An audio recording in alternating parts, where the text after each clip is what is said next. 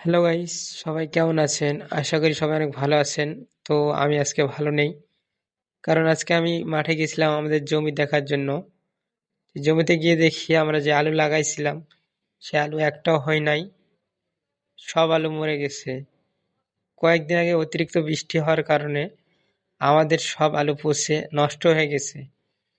তো আমরা কতটা পরিশ্রম করে সে আলুটি লাগাইছিলাম, কিন্তু একটা আলু হয়নি। দেখেন গাইস, একটা আলুর জমিতে আলু লাগাতে গেলে কত পরিমাণ কষ্ট করতে হয়। এত কষ্ট করার পরও সব আলু পচে নষ্ট হয়ে গেছে পানিতে। কি করবেন ভাই? কপাল খারাপ হলে যা হয়, মানুষের কাছ থেকে টাকা ধার করে আলু লাগাইছিলাম, কিন্তু একটাও আলু হয় নাই। এখন মানুষের সামনে গিয়ে কিভাবে মুখ দেখাবো আপনারাই বলেন? এত পরিশ্রম করার পরেও সব পরিশ্রম বৃথা হয়ে গেল। কিচ্ছু করার নাই। আজকে আর কিছু বলবো না, এমনিতেই মন খারাপ।